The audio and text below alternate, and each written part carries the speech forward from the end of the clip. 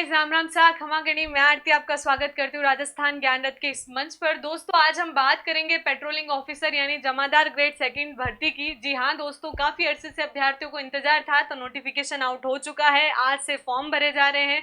तो क्या है इसमें एलिजिबिलिटी क्राइटेरिया, कौन कौन अभ्यर्थी फॉर्म फिल कर सकते हैं, कितने पदों पर आई है भर्ती, क्या रहेगी योग्यता, उन सारी चीजों पर हम बात करेंगे दोस्तों। तो बने रहिए इस वीडियो के साथ। और इससे रिलेटेड हमने एक पास्ट वीडियो बनाया था जिसमें सारी डिटेलिंग मैंने एक्सप्लेन करी थी। यहाँ पे मैं आपको जो नोटिफिकेशन है उसको एक्सप्लेन कर रही हूँ, जो कि आपके लिए बहुत इंपॉर्टेंट रोल प्ले करेगा। इस फॉर्म में जो भी बच्चे एग्जाम देना चाहते हैं उनके लिए कुछ बेसिक इंफॉर्मेशन है। ये जो वैकेंसी की अगर हम बात करें दोस्तों, लगभग 72 पदों पर भर्ती आई है। काफी बच्चे यहाँ निराश हो रहे हैं कि ओनली इतने ही पद आए हैं, तो देखिए कुछ कहा नहीं जा सकता दोस्तों। जैसे दूसरी वैकेंसी में पदों को बढ़ाया गया, हो सकता है इसमें भी सरकार पद बढ़ा दे।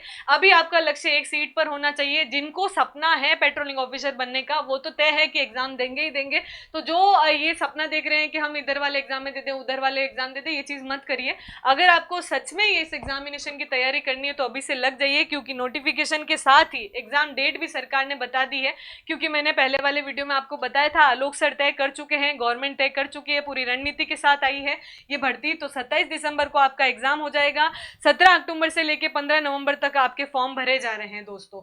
तो आज से ही फॉर्म शुरू हो गए हैं आपके। मात्र आपके पास बचे हैं अब 2 महीने। 2 महीनों में आपकी रणनीति इतनी अच्छी होनी चाहिए कि आप ये एग्जाम क्रैक कर जाएं। तो यहाँ पे बेसिक सारी चीजें हम क्लियर करेंगे।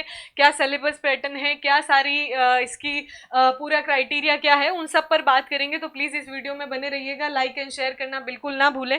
सबसे पहले आज से अगर फॉर्म शुरू हो गए तो फीस क्या है, तो जनरल और ओबीसी कैटेगरी का है दोस्तों 600 रुपए, और ईडब्ल्यूएस और नॉन क्रिमिनल की अगर हम बात करें यानी SC ST की, तो वो है आपके 400 रुपए, और ऐसे ही दिव्यांगजनों की भी है 400 रुपए।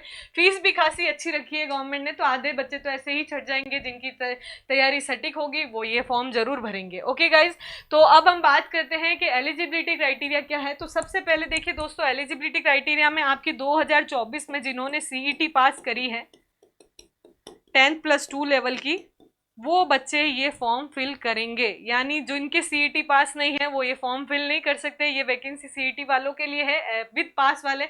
कोई बच्चा ये बोल रहा है कि मैं मई में सीईटी दे रहा हूँ, मैं भर सकता हूँ, तो आप नहीं भर सकते। अभी आपके पास सीईटी पास होना अनिवार्य है, क्योंकि जब आप फॉर्म भरेंगे तो इसका एप्लीकेशन नंबर आपको डालना पड़ेगा। जैसे ही ये नंबर में आप सेलेक्ट बताएंगे तभी आप फॉर्म फिलिंग के आगे स्टेप में बढ़ पाएंगे। उसके साथ आपको क्या चाहिए, उसके साथ चाहिए दोस्तों कंप्यूटर का कोई सर्टिफिकेट, कोई कोर्स। यानी आपने पीजीडीसीए किया हुआ हो, आपके आरएससीआईटी की हुई हो, आपके कोपा किया हुआ हो। ये जो ऑथेंटिक इंस्टीट्यूट से आपको जो कोर्स मिलता है, जो सर्टिफिकेट मिलता है, वो यहाँ पे एलिजिबल रहेगा। आप उस जिसमें आपका कंप्यूटर एलिजिबिलिटी क्राइटेरिया मैंडेटरी है, तो आपको इस चीज़ का भी ध्यान रखना है। सीईटी प्लस आपके computer course plus 12th marksheet, ये सारी चीज़ें आपकी एलिजिबिलिटी क्राइटेरिया के अंतर्गत आती है, जो मैंने आपको बता दी है। और मोस्टली राजस्थान के बच्चे आरएससीआईटी तो करते ही हैं। उसी के साथ अगर हम बात करें, फिजिकल मेजरमेंट भी यहाँ पे गवर्नमेंट ने तय करा है मेल और फीमेल कैंडिडेट के लिए, टीएसपी एरिया के लिए। इसका पूरा ब्रीफ हमने लास्ट वीडियो में दे रखा है। तो यहाँ पे मैं थोड़ा सा आपको बता देती हूँ। यहाँ पे सामान्य क्षेत्र में महिलाओं की जो हाइट रखी गई है वो 52 सेंटीमीटर है, और पुरुषों की जो है 160 सेंटीमीटर हाइट रखी है। चेस्ट में आपके पुरुषों के लिए 81 सेंटीमीटर का चेस्ट रखा है। महिलाओं के लिए इसमें कोई चीज एप्लीकेबल नहीं होती, लेकिन महिलाओं के लिए वेट यहाँ पे अनिवार्य रखा है कि एटलीस्ट आपके 47 kg वेट होना चाहिए। टीएसपी एरिया की अगर हम बात करें दोस्तों, तो पुरुषों के लिए आपकी 160 सेंटीमीटर आपकी हाइट होनी जरूरी है। उसके साथ महिलाओं की 145 सेंटीमीटर, और चेस्ट में पुरुषों के लिए 74 सेंटीमीटर चेस्ट अनिवार्य रखी गई है, और फीमेल कैटेगरी के लिए वेट रखा गया है 43 kg। उसके साथ ही आपकी रनिंग होगी दोस्तों। जब आपका रिटन एग्जाम हो जाएगा, आपका फिजिकल हो जाएगा, उसके बाद रनिंग रखी जाएगी। तो रनिंग में दोस्तों अगर हम बात करें तो यहाँ पे पुरुषों के लिए और महिलाओं के लिए अलग अलग क्राइटेरिया रखा गया है। पुरुषों को जो है आपको 10 किलोमीटर की रनिंग करनी है, वो भी 60 मिनट के अंदर, और महिलाओं को रनिंग करनी है 5 किलोमीटर, वो भी 35 मिनट के अंदर। तो ये क्राइटेरिया आप देख लीजिएगा, ये कि आपके रिटन एग्जाम के बाद होगा, अभी नहीं होगा, अभी पहले आपका रिटन एग्जाम होगा। तो भूतपूर्व सैनिक सेना जो है, सैनिक कार्मिक है, वो कर्मचारियों के लिए 5 किलोमीटर की रेस है 30 मिनट में कवर करनी है। और ऐसे ही टीएसपी वालों के लिए 5 किलोमीटर की रेस रखी गई है, वो भी 30 मिनट के अंतर्गत आपको पूरी करनी है। तो उसके बाद हम बात कर लेते हैं हमारे एग्जाम पैटर्न की। जैसे 27 दिसंबर की डेट फाइनल हुई है, तो ये एग्जाम जो होगा दोस्तों वो 100 अंकों का होगा। कुल 100 प्रश्न, यानी नेगेटिव मार्किंग है क्या? बिल्कुल नेगेटिव मार्किंग है, 1/3 नेगेटिव मार्किंग है। इसके अंतर्गत ऑब्जेक्टिव टाइप क्वेश्चन होगा, मात्र जो होंगे 2 घंटे आपको मिलेंगे। तो यहाँ पे आपको तुक्केबाजी नहीं करनी है। और अब ये सिलेबस को जो बांटा गया है उसमें हम थोड़ा सा समझ लेते हैं। और ये बेसिक सिलेबस है दोस्तों, जो आप अब तक पढ़ते आए हैं।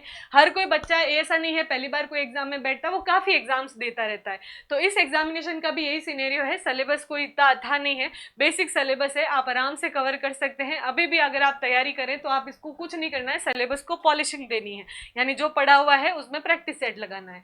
इसमें अगर हम बात करें जो आपका राजस्थान जीके है दोस्तों,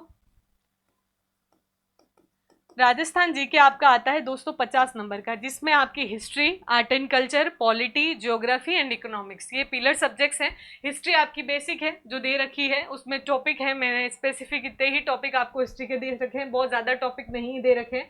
उसके बाद आर्ट एंड कल्चर है आपकी, आर्ट एंड कल्चर के भी भाषा बोले, ये बेसिक टॉपिक्स हैं जो अभी तक आप पढ़ते आ रहे हैं। उसके साथ आपकी पॉलिटी है, पॉलिटी में कुछ आपको पता ही है दोस्तों, डीपीएसपी आपके नीति निर्देशक तत्व, फंडामेंटल राइट्स, ये बेसिक्स टॉपिक हैं जो आपको कवर अप करने हैं, हर कॉम्पिटिटिव एग्जाम में ये होते ही होते हैं। नेक्स्ट आपकी राजस्थान ज्योग्राफी है।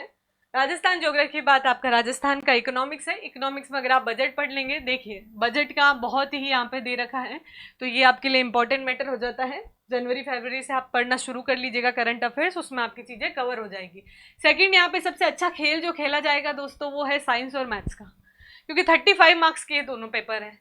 अब यहाँ पे इन जिनके बच्चों के ये चीजें अच्छी होगी वो ऑब्वियसली सा है कि कट ऑफ में अच्छा स्कोर करेंगे, तो यहाँ पे जीके अच्छा होता है। लेकिन अगर भी आप भी अभी भी 2 महीने सटीक रणनीति बनाकर साइंस और मैथ्स पर ध्यान दे दे तो चीजें आपके लिए इजी गोइंग हो जाएगी। तो साइंस यहाँ पे 20 नंबरों की है दोस्तों, उसी के साथ आपकी मैथ्स जो है वो 15 मार्क्स की है, 15 नंबर की है।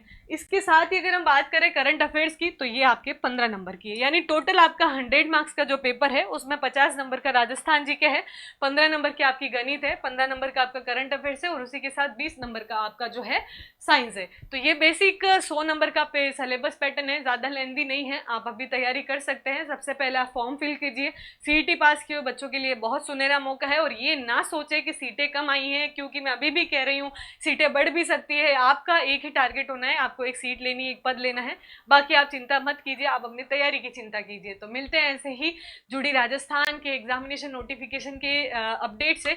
तो नेक्स्ट वीडियो में मिलते हैं। अगेन सभी को राम राम सा खमा गणी, all the very best for your examination, thank you so much.